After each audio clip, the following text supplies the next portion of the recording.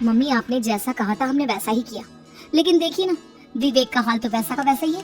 घर में ना सुबह का नाश्ता बनता है और ना खाना। नौकरी पर जाने की बात करूं तो खाने को दौड़ते हैं मुझे।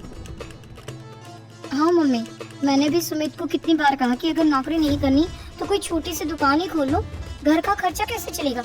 देखो दोपहर के 12 बजने आए और जनाब अभी तक सो रहे हैं। हाँ मम्मी, ईशा और सुहाना ठीक कहती हैं। अविनाश का भी यही हाल है। जब मैंने अपनी प्रेगनेंसी के बारे में कहा तो मुझसे कहने लगा, अरे दूसरी लड़कियां तो 9-9 महीने तक नौकरी करती हैं, बस डिलीवरी के टाइम छुट्टी लेती हैं। मोहिनी तुम भी नौकरी करो। अब मुझे कहाँ नौकरी मिलेगी। मम्मी बताओ अब मैं क्या करूँ। हे भगवान, क्या सोचकर घर जमाई दामाद लाई थी मैं कि मेरी बेटियां मेरे पास रहेंगी और खुश रहेंगी, लेकिन इन आलसी दामादों ने तो हमारी जिंदगी को भी प्रॉब्लम में डाल दिया है। मैं तो कहती हूँ मम्मी, हम लोग वापस अपनी जॉब पर जाना शुरू कर देते हैं। बता देते हैं इन लोगों को कि हमने प्रेगनेंसी का बहाना किया है। नहीं नहीं बेटा, ऐसी गलती भी मत करना। अगर तुमने ऐसा किया तो इन तीनों की आदत और खराब हो जाएगी। अरे आज नहीं तो कल कभी तो तुम प्रेग्नेंट होगी, तब वापस यही प्रॉब्लम आएगी। तब क्या करोगी तुम तीनों। हाँ मम्मी, आपकी बात तो बिल्कुल सही है। इन लोगों को तो सुधारना ही पड़ेगा। लेकिन कैसे? अपने बच्चों के आने की खबर सुनकर भी इन लोगों पर कोई असर नहीं हो रहा। पैसे कमाने के लिए घर से बाहर निकलना ही नहीं चाहते ये तीनों। अब मेरे दिमाग में एक प्लान आया है। तुम तीनों चिंता मत करो, उन तीनों को बुलाओ, फिर मैं बात करती हूँ। थोड़ी देर बाद कावेरी जी अपने तीनों दामादों को सामने बुलाकर अपनी बात कहना शुरू करती है। अविनाश, सुमित और विवेक, देखो बेटा, मैं ना तुम तीनों से बड़ा प्यार करती हूँ, इसीलिए तो तुम्हें घर जमाई बना कर रखा है मैंने।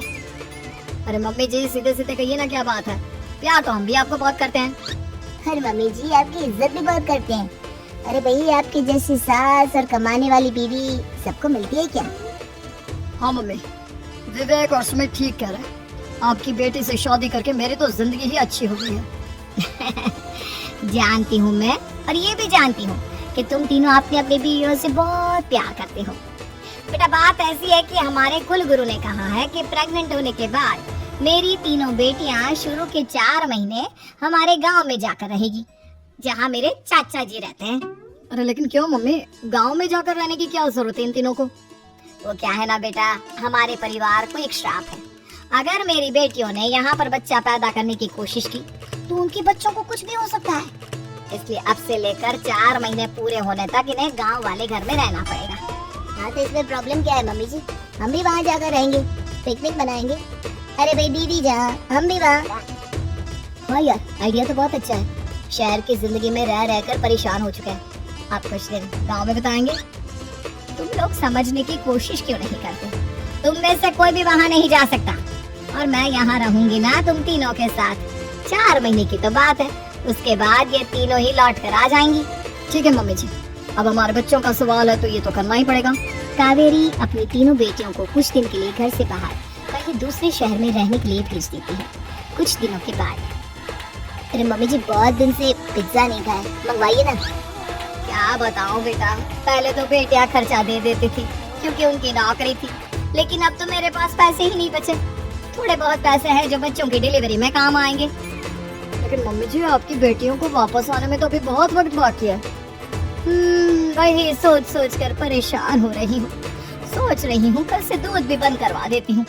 अब दूध वाले को देने के लिए पैसे भी तो नहीं है ना। अरे नहीं नहीं मम्मी जी, अगर दूध भी बंद करवा दोगी तो मुझे चाय कहाँ से मिलेगी, और चाय के बिना मैं तो मर ही जाऊंगा। क्या करूँ बेटा, इसके अलावा हमारे पास कोई ऑप्शन नहीं है। मेरे पास पैसे ही नहीं बचे। इस तरह कावेरी जी धीरे धीरे अपने तीनों दामादों को पैसे देना बंद कर देती हैं और घर में खाने पीने की चीजें लाना भी बंद कर देती हैं। अब वो तीनों बुरी तरह से परेशान होने लगे थे, और इसलिए एक दिन तीनों प्लान करके घर से बाहर निकलते हैं। और बाजार में जाने के बाद, यार अच्छा खाना खाए हुए कितने दिन हो गए, पता नहीं कब अच्छा खाना मिलेगा। हमारी बीवियों के जाने के बाद तो हमारी हालत भिखारियों जैसी हो गई है यार।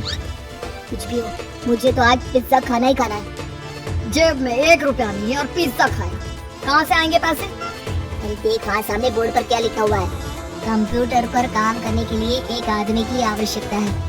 भाई मैं तो जा रहा हूँ, काम करूँगा और शाम तक पैसे लाकर आराम से पिज्जा खाऊंगा। जा जा, तुझे कोई काम नहीं देने वाला, हम तो घर जा रहे हैं। चल भाई सुमित। सुमित और अविनाश वहां से चले जाते हैं और विवेक उस कंप्यूटर शॉप पर सारा दिन काम करके 5,000 रुपए कमा कर घर लौट कर आता है और अपने खाने के लिए अच्छी अच्छी चीजें भी लेकर आता है। ये देखकर विवेक और सुमित के दिल में भी कुछ पैसे कमाने की इच्छा जागती है। अरे सुबह सुबह कहाँ चल दी है तुम? मम्मी जी एक बहुत अच्छी जगह मिली है। कंप्यूटर पर काम करने के 5,000 मिले थे कल मुझे। अगर रोज काम करूंगा तो पूरे 40,000 की तनख्वाह। अरे वाह, ये तो बहुत अच्छी बात है दामाद जी, आपको जाना ही चाहिए। सुमित और अविनाश विवेक को इस तरह तरक्की करते देखकर परेशान हो जाते हैं और वो दोनों भी काम की तलाश में निकल पड़ते हैं। धीरे धीरे उन दोनों को भी काम मिल जाता है। अब कावेरी के तीनों दामाद छोटी मोटी नौकरी करके अच्छा पैसा कमाने लगे थे। एक दिन कावेरी उन्हें अपने पास बुलाती है। अरे वाह, विवेक 40,000 कमा लेता है, अविनाश 60,000 और सुमित तुम भी 40,000 के आसपास कमा ही लेते हो। कुल मिलाकर तुम अच्छे खासे पैसे कमा रहे हो बेटा। हाँ मम्मी जी, बहुत मजा आता है जब महीने के एंड में मोटी रकम हाथ में आती है। पूछिए मत मम्मी जी, घर में रहकर रोटी बना बना कर और तो जैसा महसूस होने लगा था मुझे तो। हाँ बेटा, तुम तीनों की बात तो बिल्कुल ठीक है। और जानते हो, अब तुम तीनों की पत्नियां भी वापस लौट कर आने वाली है।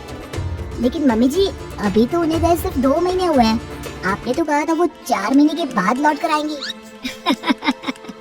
ऐसा कुछ नहीं है बेटा, मैं सिर्फ तुम तीनों को सबक सिखाना चाहती थी कि आदमी घर में बैठकर बीवी की कमाई खाता हुआ अच्छा नहीं लगता। इस दुनिया में हर इंसान को मेहनत करनी चाहिए, काम करना चाहिए, चाहे वो औरत हो या आदमी, ताकि अपने परिवार को संभाल सके।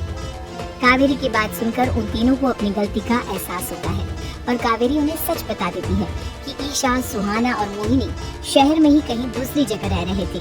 शाम के वक्त उन तीनों की पत्नियां लौट कर आ जाती है और कावेरी जी का परिवार एक खुशहाल परिवार की तरह रहने लगता है।